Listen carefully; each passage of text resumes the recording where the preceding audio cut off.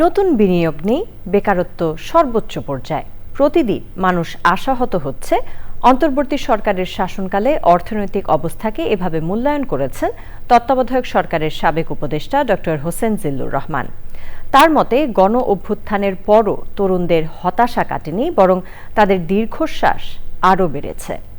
Centre for governance studies CGS আয়োজিত আরেক আলোচনায় বক্তারা বলেছেন, এদেশের মানুষ গণতন্ত্র চেয়েছিল, কিন্তু পেয়েছে মবতন্ত্র।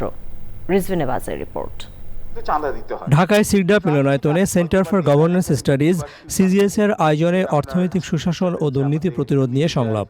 আলোচনায় নাগরিকদের কথায় হতাশাই উঠে আসে। Now, if you want to know what the next problem this country is going to have, it's not economic governance. It's going to be an exodus of talent from this country. If I get an opportunity of getting out of this country, I will.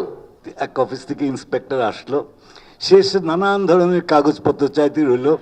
আমি আমার লোককে বললাম যে ওকে ওই রুমে নিয়ে যাও, কত টাকা চাই টাকাটা দাও, ও যেন রুম থেকে বের হয়ে যায়। তো ইট ওয়াজ সেটেলড। বের হওয়ার আগে সে নামাজ পড়তে চায়। আমি বললাম যে আমার জন্য একটু দোয়া করেন।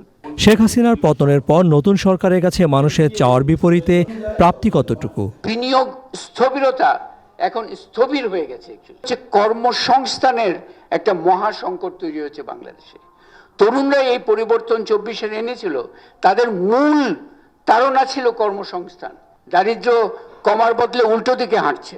সংখ্যালঘুদের ভোটাধিকার ও নিরাপত্তা শিরোনামে সংলাপের শুরুতে চ্যানেল আইয়ের জনপ্রিয় টকশো তৃতীয় মাত্রার সঞ্চালক জিল্লুর রহমান বলেন, সংখ্যালঘুদের নিরাপত্তা নিয়ে কথা বলাটাই এখন বিপজ্জনক। কয়েকদিন আগে আমাদের আরেক অনুষ্ঠানে মব নিয়ে যখন দুজন কথা বললেন, সরকারের একজন আইন কর্মকর্তা তিনি খুব ক্ষেপে গেলেন। মবকে মব বলা যাবে না এবং রাষ্ট্রে এটা চলবে না। সংখ্যালঘুরা ভোট দিতে যেতে পারবেন তো, প্রশ্ন রাখেন অনেকেই। সুনির্দিষ্টভাবে হিন্দু সম্প্রদায় তারা বলছেন যে আগে দেখা হতো যে আমরা কাকে ভোট দিচ্ছি, এবারে ভোট কেন্দ্রে যাব কি যাব না সেটার দিকেও দৃষ্টি রাখা হচ্ছে। আমি ব্যক্তিগতভাবে কোনরূপ আশা করি না আসলে এই সরকারের কাছে। যেখানে হাত দেবেন বসুন। এই সরকারের আমলে কোনো আলো দেখছি না। এর সাথে আবার যুক্ত হয়েছে মবক্রেসি।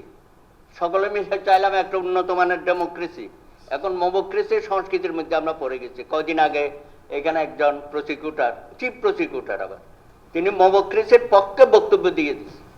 এই মবক্রেসিরা তো সারা বাংলাদেশে ঘুরে বেড়াচ্ছে।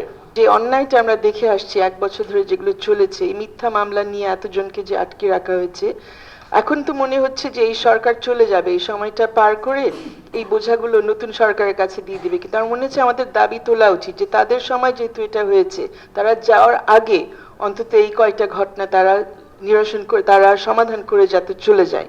আলোচকরা বলেন, রাষ্ট্র কেন সব মানুষের মর্যাদা এবং সুরক্ষা নিশ্চিত করতে পারে না। Rizvi Nawaz, channel I, Dhaka.